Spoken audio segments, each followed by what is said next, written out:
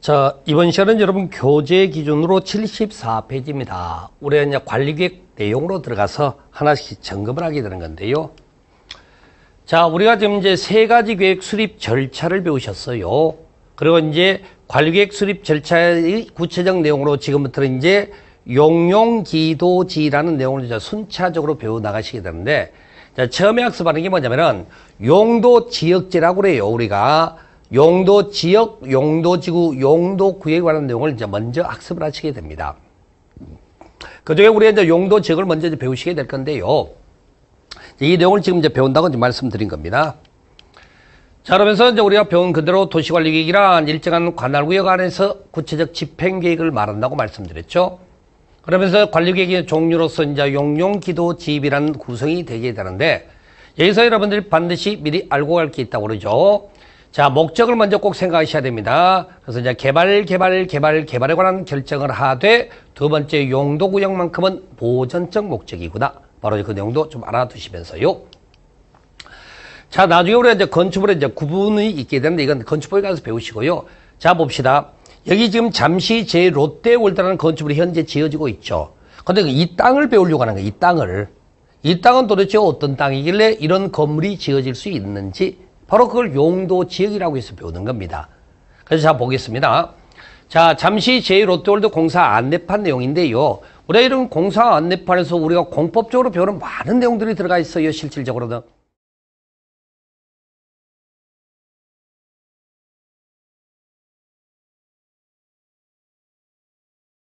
보시게 되면, 자, 이제, 대상 위치가 있고요. 그 다음에 대지 면적 크기가 나오고, 그 다음에 여기 보니까 지역지구라고 되어 있죠. 근데 보니까 여기는 일반 상업지역이네요. 지금 이 땅, 좀 전에 봤던 건물이 지어지는 땅덩어리는 용도적 일반 상업지역이라고요. 그리고 그 땅에는 중심지 미관지구라는 게 지정이 되어 있고, 그 다음에 지구단위 계획구역으로 지정된 곳입니다. 바로 이제 이와 관계되는 것들 우리 공법에서 다 배우는 내용들 아닙니까? 그 다음에 이제 이 땅에 이제 땅 크기 대비해서 건물 크기를 얼마큼 지을 것인가? 그래서 건폐율 용적률이라는 게 주어져서 그 크기 한도 안에서 집을 짓게 되는 거죠. 그 다음에 일반 상업지역에 지어지는 건축물은 쓸 수 있는 용도가 법이 정해져 있습니다. 그냥 그 중에 그 필요한 것들을 설치해서 쓰겠다는 거죠. 이렇게. 이런 것들이 전부 다 용도 지역과 관계돼서 우리가 다 배우는 내용들이 되는 겁니다. 보통 우리가 이런 표현들 많이 써요. 민법 같은 경우는 생활 밀착형 법률이라고 그래서 여러분 민법은 그래 실생활에서 막 이렇게 적용을 하는 과정들이 막 있죠. 근데 공법은 보통 이제 생활 밀착형이 아니라고 하는데 그 표현 저는 별로 그 옳은 표현은 아니라고 저는 생각해요. 여러분 보세요. 여러분이 앉아 계신 어떤 장소가 있다고 합시다. 그 장소 예를 들어 이제 집이든 뭐가든 간에 거기에 왜 집의 용도로 써야 되는지 사무실 용도로 써야 되는지 그거요. 아무 데서나 사무실 쓰는 거 아니에요. 아무 데서나 집으로 쓰는 게 아니라는 겁니다.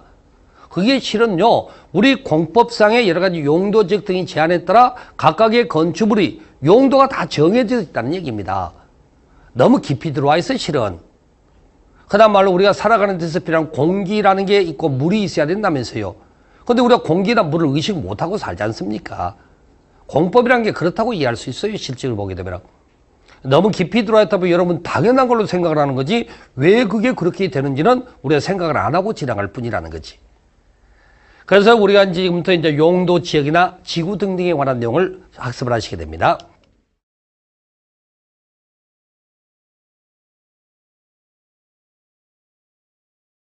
그래서 우리가 지금부터 이제 용도 지역이나 지구 등등에 관한 내용을 학습을 하시게 됩니다. 자, 용도 지역이란 게 용도라는 단어는 쓰임새고, 그 다음에 이제 지역은 땅을 칭한다는 거죠. 대한민국 땅 어디를 가더라도 해당 땅의 쓰임새를 다 정해놨습니다.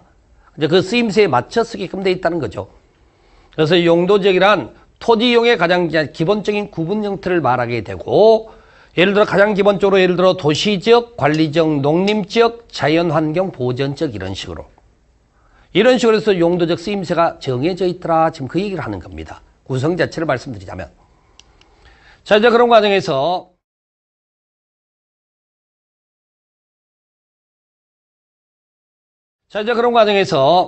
여러분들이 지금 보시면은 이제 용도 지역이란 게 이제 대한민국 전국도에 걸쳐 이제 지정이 돼 있습니다.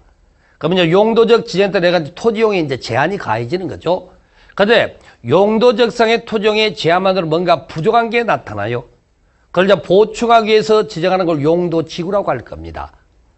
그 다음에 이렇게 지역지구가 지정이 되어 있더라도 특정한 목적을 위해서 지정하는 걸 또 뭐라고 그런다? 용도구역이라고 칭한답니다. 이렇게. 그러면서 여러분들이 지금 용도지역제를 배우는데요. 지역지구는 같이 쓰여 있고 구역은 별개로 쓰여 있다고 이렇게. 목적이 달라서 그렇다네. 목적이 달라서. 그래서 지역과 지구는 같이 있고 구역은 별개로 얘기하는 이유가 있다. 그렇게 아시면서. 자, 여러분 교재 기준으로 해당되는 페이지가 지금 75페이지에 해당되는 겁니다. 물론 74페이지 개념 설정이 좀 되어 있고요. 그 다음에 이제 강의 노트 마찬가지로 13페이지 자료 보시면서 설명을 좀 들어보시기 바랍니다. 자, 지역이 됐든 지구가 됐든 구역이 됐든 간에 지정 대상 지역은 대한민국 전국토인 건 맞아요. 그 상태에서 용도지역은 전국토 전부에 걸쳐 반드시 지정을 하게 되어 있습니다. 용도지역이 지정되지 않는 땅은 없다라고 아예 생각하셔도 좋습니다. 그 다음에 용도지구와 용도구역은 우리가 이제 국지지역이라고도 표현하게 되는데 필요한 곳에 필요할 때만 지정하는 거예요. 필요한 곳에 필요할 때만. 그래서 일단 이제 지정의 범위와 지정의 형식을 지금 먼저 말씀드린 거죠. 반드시 지정해야 되고 이런 것들은 이제 필요한 곳에 지정을 한다 그 말이 되는 거죠. 그러면서 용도지역이 뭐냐? 용도지역 여러분 교재 74페이지 거기 나와 있네요. 뭐라고 되어 있습니까? 토지 이용이나 건축물의 용도, 건폐율 높이 등을 제한함으로써 토지를 경제적 효율적으로 이용할 목적이라는 거지. 토지 합리적 이용을 위해서 용도지역을 정한다 그렇게 하는 겁니다. 이게 모든 땅마다 그 땅을 어떻게 이용할 수 있는지, 어떤 용도로 어떤 용도의 건물을 짓는지, 크기는 어떻게 짓는지 그런 게 다 규정이 되어 있다는 게 용도지역이라는 얘기입니다. 그러면서 이제 문제는 이러한 용도적상의 토지용의 제한이 있습니다. 그런데 이 제한만으로 뭔가 부족함이 있더라는 거죠. 그 부족함을 보충하는데 보충하는 형식이 굉장히 강화되거나 완화될 수가 있는데요.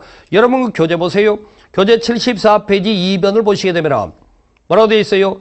용도지구란 위에 용도적 표현 그대로 따라오는 겁니다. 보세요. 위하고 똑같이 봐봐. 토지용, 건축물의 용도, 건폐율, 용도율 높이 등 용도지역상의 제한을 그대로 가져오는 거라니까요. 그래서 용도지역상의 제한을 강화, 완화하여 적용함으로써 용도지역의 기능을 증진시킬 목적이라는 거죠. 바로 이걸 가지고 용도지구다라고 말합니다. 용도지역의 기능을 증진시킬 목적. 제가 이렇게 비유를 좀 들어드리겠습니다. 자, 우리가 이제 상업지역이라는 용도지역은요, 많은 사람이 토지를 이용하라고 지정한 땅을 상업지역이라고 하는 겁니다. 그럼 제가 이 표현한 많은 사람이 불특정 다수인을 칭하는 건데요. 자, 그 불특정 다수인 속에는 뭐 그냥 우스갯소리를 들으세요. 머리에 꽃을 꽂고 다니신 분들이 또 나타날 수가 있다고. 근데 그분이 또 왕성한 호기심이 좀 있네. 그분은 모든 물건에다가 성냥불을 긋기를 좋아한다는 그런 성향이 있다고 쳐요. 자, 많은 사람이란 상업지역입니다. 근데 머리에 꽃을 꽂는 분이 나타나서 성냥불을 그어대기 시작합니다. 근데 마침 거기 지어진 집을 보니까요, 나무 판자로 지어져 있어.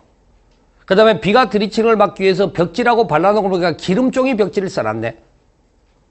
그러면 성냥불 그어대는 순간에 어떻게 되죠? 홀라당 다 타버립니다. 그러면 여러분들 그 지역 들어가시겠습니까? 어디 불안해서 들어가겠냐고 그거.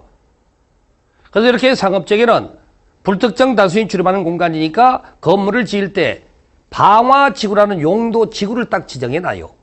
그 방화지구라는 게 뭐죠? 건물을 지을 때 내화구조, 그 다음에 재료는 불연재를 쓰게 돼 있다고. 성냥불 긋는 정도가 지금 불 안 탑니다, 집. 그렇게 해놓으면 여러분들이 서로 머리에 꽃을 꽂아 다니는 분이 그 동네에 들어오더라도 여러분 안심하고 그 집 이용할 수 있지 않습니까? 그래서 방화지구가 지정되니까 상업지역의 기능이 증진된다 그 말이에요. 이게 용도지구 특성이라고 이해하시는 거죠. 그 다음에 여러분 교재 이제 용도구역 들어갑니다. 74페이지. 용도구역 위에 똑같잖아요. 토지 이용, 건축물의 용도, 건폐율, 용률 높이 등에 대한 그 용도적상의 이 제한, 용도적상의 이 제한. 그 다음에 지구상의 제한이 있죠. 그래서 지역 지구상의 제한이 있더란 말이에요. 지금 이거 전체를. 그걸 또 보충하겠다는 얘기 아닙니까? 그런데 용도구역은 이미 지정되는 지역지구와